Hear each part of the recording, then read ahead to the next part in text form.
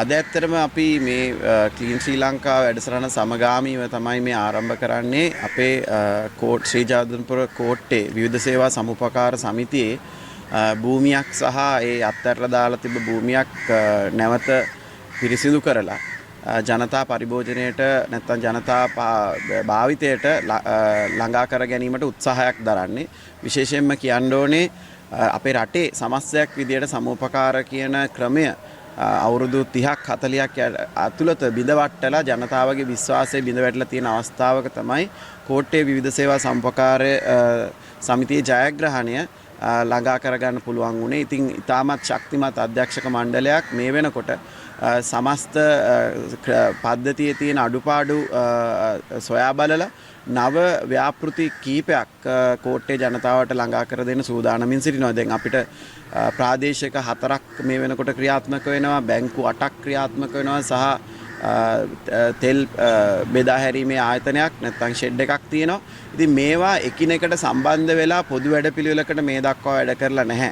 ඉතින් අද මේ භූමියේ බොහෝ දුරට අපි කරන්නේ මේක සූදානම් කරනවා එළඹෙන අවුරුදු සමයේ වෙළඳ ප්‍රදර්ශනයක් සඳහා නැත්නම් වෙළඳ කුටි වලට ලබා දීලා මේ ප්‍රදේශයේ ජනතාවට අවශ්‍ය කරන අවුරුද්දට අවශ්‍ය කරන භාණ්ඩ මිලදී ගැනීමට අවස්ථාවක් උදා කර දෙන්න. ඉතින් මේ ක්‍රියාවලිය ඇතුලේ අධ්‍යක්ෂකතුමා ඇතුළු කණ්ඩායම බලාපොරොත්තු වෙනවා මේ සමුපකාර ක්‍රමයේ කෝට්ටේ විශේෂයෙන්ම පද්ධතිය දියුණු කරලා සමාජික ප්‍රවර්ධනයක් කරන්න. සමාජික ප්‍රවර්ධනය ඇතුලේ ඩිජිටල් පද්ධතියක් ගෙනල්ලා ගිණුම් තබා ගැනීම වැනි දේ ඩිජිටල්කරණය කළා, බැංකු නැවතත් ප්‍රතිස්ථාපනය කළා.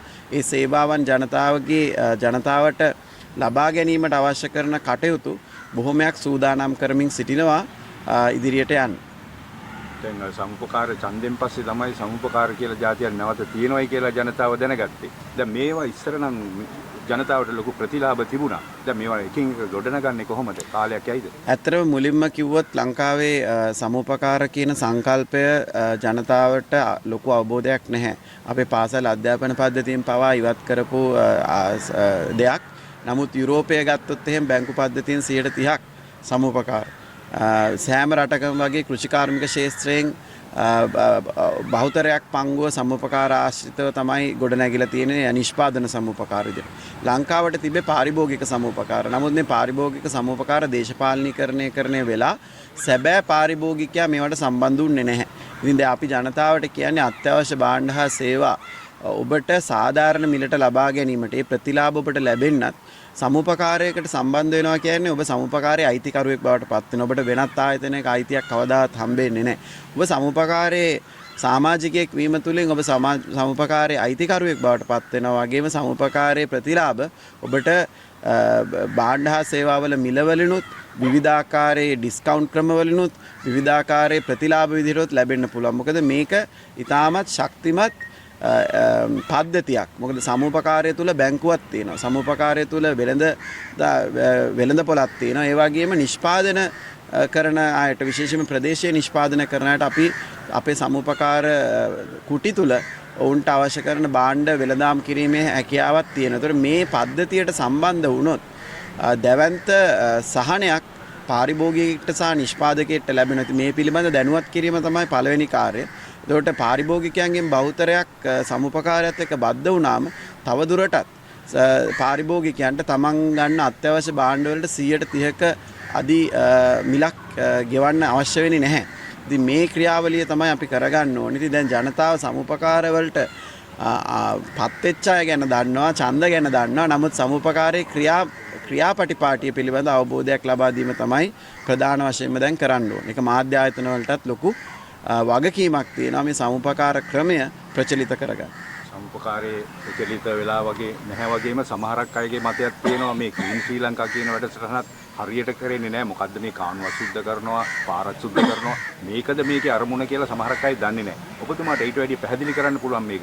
ඔව් ඊටමත් සරලව කිව්වොත් ක්‍රීම් ශ්‍රී ලංකා කියන ප්‍රෝග්‍රෑම් එක පරිසරය පිරිසිදු කිරීම කියන එකෙන් අපිට පේන්නේ භෞතිකමය වශයෙන් සිදුවෙන ක්‍රියාවලියක්. එතකොට ඒක යටතේ සිද්ධ වෙන අනිකුත් ක්‍රියාවලි ගත්තොත් අපේ පරිපාලන සේවාවල කාර්යක්ෂමතාවය වැඩි කිරීම, පොලිසිවල කාර්යක්ෂමතාවය වැඩි කිරීම, අපි පාරේ ගමන් කරනකොට ප්‍රවාහන පද්ධතියේ ගුණාත්මකභාවය වැඩිවීම. එතකොට ජනතාවගේ ආරක්ෂාව සුරක්ෂිත වීම, ජනතාව සහ රජය අතර තියෙන සම්බන්ධතාවය ශක්තිමත් කිරීම කියන ආකල්පමය වෙනසක් මේ සමාජයේ බිම්මට්ටමේ සිද්ධ වෙනවා. නමුත් අර අපි එළියට පේන්නේ පිරිසිදු කරන දේවල් විතරයි ඇක්ටිවිටීස් විදියට. ඒ වගේම තමයි මේ ක්ලීන් ශ්‍රී ලංකා ප්‍රෝග්‍රෑම් එක යටතේ විශේෂයෙන්ම ප්‍රාදේශීය මට්ටමේ මෙතෙක් වෙලා නැති අර්බුද ජනතාවට තියෙනවා. කාණු පද්ධති වල අර්බුද තියෙනවා. ඊළඟට පාරවල් වල අර්බුද තියෙනවා. ජනතාවට විශේෂයෙන්ම ලැබිය යුතු සේවාවන් වල ගොඩාක් අඩුපාඩු තියෙනවා. එතකොට මේ ක්ලීන් ශ්‍රී ලංකා වැඩසටහන යටතේ සියලුම රාජ්‍ය ආයතන ඒකාබද්ධ වෙලා තමයි මේ වෙලාවේ වැඩ කරන්නේ. ඉතින් විශේෂයෙන්ම මම සතුටුයි කියන්න කෝට්ටේ ප්‍රාදේශීය සම්බන්ධීකරණ කමිටුවේ සභාපතිතුමා විදියට පහුගිය මාස 3 ඇතුළත විතරක් අපි ප්‍රශ්න 40කට පමණ ඍජු වැදගත්වීමක් කරා ආයතන ටික බද්ධ කරගෙන. මොකද අපේ රටේ ආයතන විතන් වෙලා තිබ්බේ. දැන් නගරයකට ගමකට සේවාවක් සපයන්න නගර සභාව, ප්‍රාදේශීය ලේකම් කාර්යාලය, මාර්ග සංවර්ධන අධිකාරිය, පරිසර අධිකාරිය, ඉඩම් ගොඩ කිරීමේ අධිකාරිය, ඊළඟට ප්‍රවාහන අධිකාරිය, ඊට පස්සේ සෞඛ්‍ය, මේ වගේ විවිධාකාර ආයතන ප්‍රමාණයක් සම්බන්ධ වෙන්න ඕනේ යම් කිසි කාරණයක් ජනතාවට සාර්ථක කරලා දෙන්න. ඉතින් අපි හිතනවා ඒ දේත් මේ ක්ලීන් ශ්‍රී ලංකා ප්‍රෝග්‍රෑම් එක ඇතුලේ වෙනවා. මේ වෙනස තමන්ගේ ජීවිතයට දැනෙන එක තමයි වැදගත්. මේක ටීවී එකේ දකින්නට වඩා තමන්ට තේරෙන්න ඕනේ තමන් අලුත් රටක ජීවත් වෙනවා. තමන් රාජ්‍යයෙන් සේවයක් ලබා ගන්න ගියාම වෙනසක් තියෙනවා. තමන් යම් කිසි චෝදනාවක් යෝජනාවක් කරාම මේක පිළිබඳ අහුම්කම් දීමක් තියෙනවා. සහ තමන් පුරවැසියෙක් විදියට මේ රටේ උන්නතියට දායක වෙනවා කියන හැඟීම. ඉතින් මේක කෙටි කාලයේ කරගන්න ටිකක් අපහසු වෙන්න පුළුවන්. නමුත් අපි උත්සාහ කරන්නේ මේ විවිධ ආකෘති හරහා විවිධ ක්‍රම හරහා මේ වෙනස්කම සිද්ධ කරගන්න. දැන් මේ බටලන්ද ගැන කතා වෙනවා. මොකද්ද ඔබතුමාගේ අදහස? බටලන්ද ගැන කතාව මම හිතන්නේ 1989 ඉඳලම අපේ සමාජයේ හැංගිලා තිබ්බ කතාවක්. ඉතින් වර්තමානයේ මේ පිළිබඳ කතා බහට පත් වෙන්නේ ඒකට ඍජුවම වගකිය යුතු පුද්ගලයාගෙන් ඍජු ප්‍රශ්නයක් අල් ජසීරා ආයතනයේ අහුවට පස්සේ. විශේෂයෙන්ම රනිල් වික්‍රමසිංහ මහත්මයාට මේ පිළිබඳ තියෙන චෝදනාව කාලයේ වැලිතලාව මතින් යට ගියා මිසක් සත්‍ය සිදුවීම් ගත්තොත් එහෙම ඒ කාලේ සිද්ධ වෙච්ච මානව හිමිකම් කඩකිරීම පිළිබඳ ලංකාවේ දැනට තියෙන ප්‍රධානතම වාර්තාව තමයි බටලන්ද කොමිෂන් සභා වාර්තාව. එතකොට ඒ පිළිබඳ හිටපු ජනාධිපති රනිල් වික්‍රමසිංහ මහතා ඉතා නිර්දය ප්‍රකාශයක් කරනවා එහෙම රිපෝට් එකක් නැහැ කියලා. එහෙම රිපෝට් එකක් තිබ්බා. උනේ ඒ රිපෝට් එක හැදුවට පස්සේ ඒ කාලේ හිටපු පාලකයන් කවුරුත් එක පාර්ලිමේන්තුවට දාලා ජනතාවට එය පරිශීලනය කරන්න ලබා දුන්නේ නැහැ. ඉතින් මේ ක්‍රියාවලිය ඇතුලේ අපි හිතනවා මේක අවස්ථාවක් කියලා මේ රටේ ජනතාව ඒ කාලේ සිද්ධ වෙච්ච දේවල් රාජ්‍ය ත්‍රස්තවාදය කොහොමද දියත් උනේ කියන පිළිබඳ අවබෝධයක් ලබා ගන්න මේ වාර්තාව හොඳ පදනමක් වෙයි කියලා. ඒ නිසා තමයි කැබිනට් තීරණයක් අරන් තියෙන මේ වාර්තාව පාර්ලිමේන්තුවට ගෙනෙන්නේ. ඒ වගේම අනුරාධපුර රෝහලේ යම් සිදුවීමක් වුණා. ඒ ගැන මේ රටම දැන් ගියේ වෛද්‍ය වර්ජනයකුත් තිබුණා. මොකද්ද මේ සම්බන්ධව ඔබතුමාලා ගන්න? ඇත්තටම මේක ගැන අපිට තියෙන්නේ අපි ආරක්ෂිත සමාජයක නෙමෙයි ඉන්නේ. අපි දන්නවා මේ රජය ඵලයටපත් වෙනකොට මේ රට හැම අතින්ම අනාරක්ෂිතයි. ගිනි ගන්නවා ෆැක්ටරිස්. දරුවෝ දූෂණය වෙනවා, කාන්තාව දූෂණය වෙනවා, පාරේ මිනිස්සු හැප්පිලා මැරෙනවා. මේ සමස්තයම මේ පද්ධතියේ තියෙන අඩුපාඩු. මේ පද්ධතියේ තියෙන අඩුපාඩු මතින් අපිට දිනෙන් දින විවිධ අර්බුද විවිධ ඛේදනීය තත්ත්වයන්පත් වෙන්න පුළුවන්.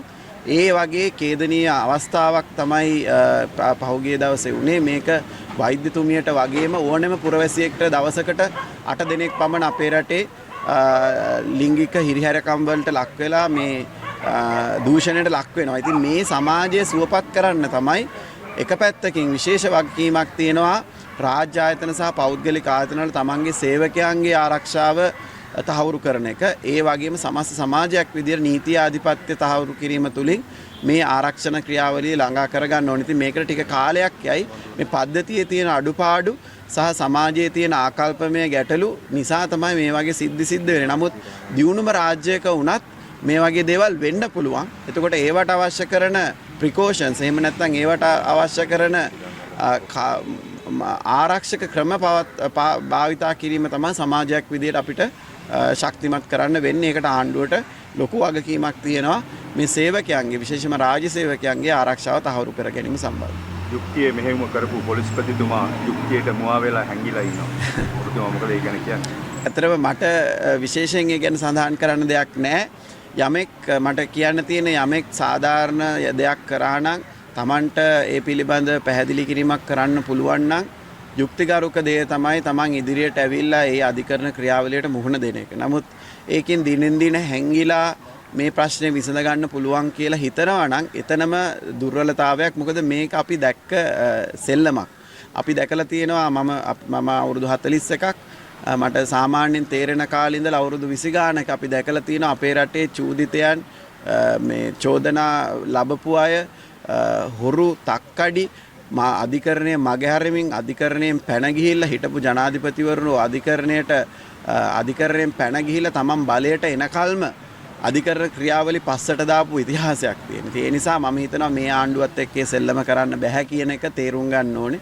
ඒ දේ මුලින්ම තේරුම් ගන්න පුද්ගලයා බවට පත් වෙයි හිටපු වැඩ බලන පොලිස්පතිතුමා.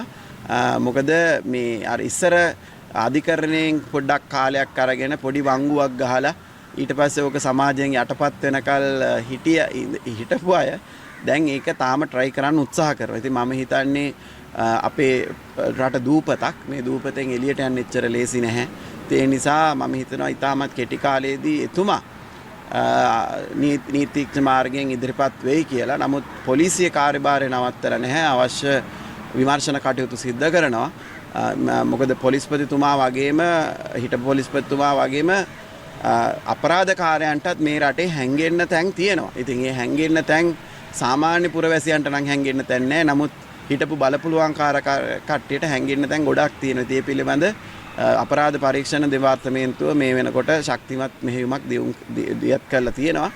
නමුත් අපි හිතනවා මේ යුක්තිය පැත්තට යන සමාජය සාධාරණත්වයේ පැත්තට යන සමාජයට හිටපු නිලධාරීන්ගේ සහාය හම්බෙයි කියලා.